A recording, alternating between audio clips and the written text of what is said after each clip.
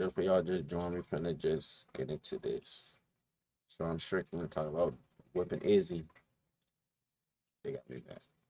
Sean, you're the world champion. Oh, look at this thing, man. I found this laying around, you guys. I'm going to keep it for a little bit.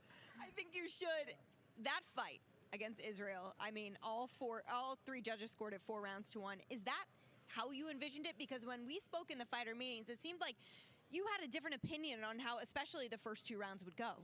Yeah, I think I'm one of the best strikers in the world. I thought I'd be walking away a little bloody, a little messed up, a little concussed, but I didn't really take much damage other than checking a few kicks. But yeah, I still can't quite wrap my head around it, you guys. I thought it'd be a lot harder. The jab and your defense were just absolutely on point tonight. 2 vital components of this victory. I mean, what was it about your jab that just allowed it to keep landing? I love to box, you guys. I box world-class boxers. My buddy Robin Shafar, I box guys that most MMA guys can't hang with for, 5 rounds. I'll go 12 rounds with any world-class boxer. So I just put in the work. You put in the work. You talk about your... Sean Strickland might be the next opponent for who?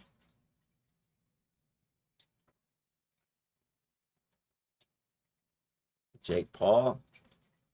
I know I seen a comment. Boxing, we saw no grappling, and that's how so many people envisioned this one going. Oh, Sean's going to shoot for takedowns, or Sean's going to try and take this to the canvas. You had no need, but also it seems like you had no desire. I am a great wrestler, and I probably could have took him down. He was like dog tired, so I probably could have took him down. But at the end of the day, man, I like to strike. Go out on your shield. It's better that way. With the striking, there also seemed to be no sign at all of any fatigue on your end. I mean, what's the secret to this? We hear these myths of Sean Strickland in the gym doing so many rounds in order to prepare for this, but what does it come down to? So we're sparring Tuesday at Extreme. I'm landing Monday. I'll be in for sparring on Tuesday, guys. That's why I always work hard. This belt truly means nothing to me. I love it. I want it. But this sport is what I love. This belt means nothing. The sport's what I love, the team's what I love, the fans what I love. So at the end of the day, I love it. I'm gonna be back in banging, making my buddies bleed. I'm gonna bleed. Like this sport, this belt means nothing. This sport's the only thing that makes me happy in life.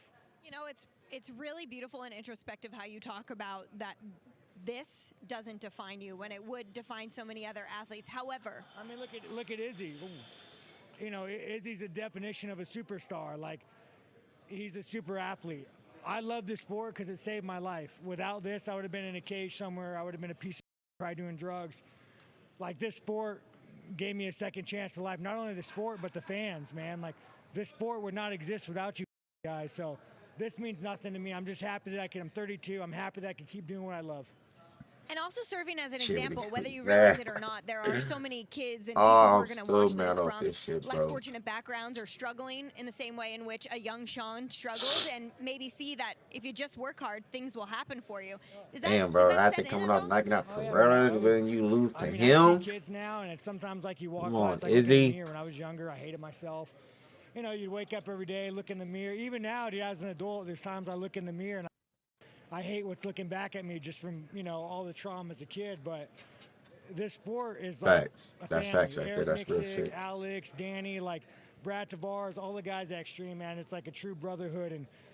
And all this means nothing. It's just MMA, you guys, it's truly life-saving. If you guys have any issues in your life, come on down. I'll give you some work. Work you did for this one. You talk about Extreme. That nigga already want to punch on some random nigga for no reason. How did they best prepare you for this one? Because it seemed like even in between rounds in the corner, they were telling you exactly what you needed to hear. At one point saying, hey, he's snake charming you, stop watching. And it seemed like it worked. Eric's a leader, man. Like, you guys know I'm an idiot. I barely listen to anything. But Eric's one of those guys that when you go into battle, he's going to battle with you. When you lose, he loses with you. When he wins with you. So when you got a guy like that who just exudes passion in the corner, you want to go in there and you want to go die on your shield, So Eric is a natural-born leader, and he always motivates me. You said something at the beginning of this interview that I want to circle back to. You said, I thought it would be harder. And I'm just curious, in your mind, what exactly, you think now that you have defeated Israel Adesanya, who has faced and beaten some of the best in the world. Like, is it almost a hard concept to grasp? Yeah, you guys, I work my ass off. And like I always tell people, I've been caught in fights. We've all been caught, but I'm one of the best strikers in the world. I'm one of the best boxers in the world. I could hang with any boxer, any striker. And, when you play the man dance game, sometimes you get caught, sometimes you get knocked out. out, but I truly believe I'm one of the best strikers in the world. How close was it to ending in the first? You know what? Once he came up, I could see him came back, but the life was kind of taken from him. Once he got up, and you could see it in his eyes, like whenever a man knows he's been beaten, whenever a man knows he can't land a punch, you could start seeing it spiral and backpedaling. And no, hats off to Izzy, man. He's a legend. Like, to say that I'm not a fan of Izzy would be a liar.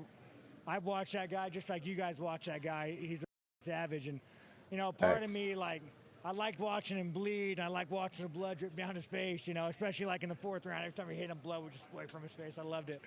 But after the fact, like, oh, man, that's a legend.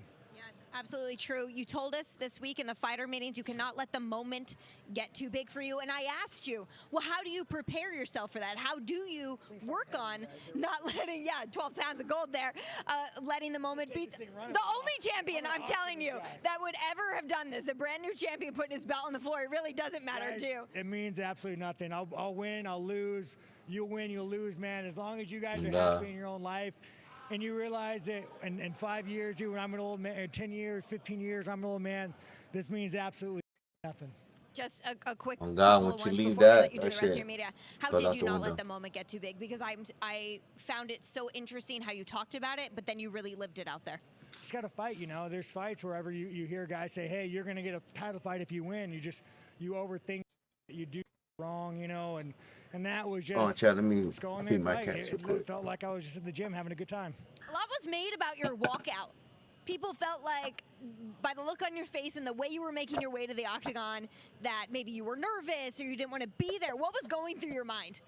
Anybody who says they want to be here is a lie. Like, when you get in that cage, when you're in the back warming up, you're telling yourself, I have to fight for 25 minutes. I have to be mentally, spiritually ready to die for this. And if anybody wants to truly do that and like get in that mindset, it's guys. So like, I hate face downs because like I hate looking at someone in the eyes because like I'm gonna like in 2 days I'm gonna try to murder you. I'm gonna try to spiritually get to a place where I want to take your soul. I want to orphan your family. You know what I'm saying? So it's like when you're going out there, you just gotta like embrace this. Like, I'm ready to die for what I want. It's hard to do. Well, you didn't need to go nearly that far because you got what you want with relative ease. Now here's the part of being a champion that you'll probably get immediately tired of, where we ask you, what is next? Yeah, you know, I'm going to go ahead, let my leg heal. I'm going to do some boxing for a little bit. We'll go look, you know, and let's get back to the drawing board, you guys. Keep grinding, man. Keep fighting for the people. Give the people what they want. Listen, this Australia crowd absolutely embraced you. We can't wait to see who and where you fight next, Sean. Congratulations. Well deserved. Thank you, guys. Thanks. Thank you for watching ESPN on YouTube. End of that.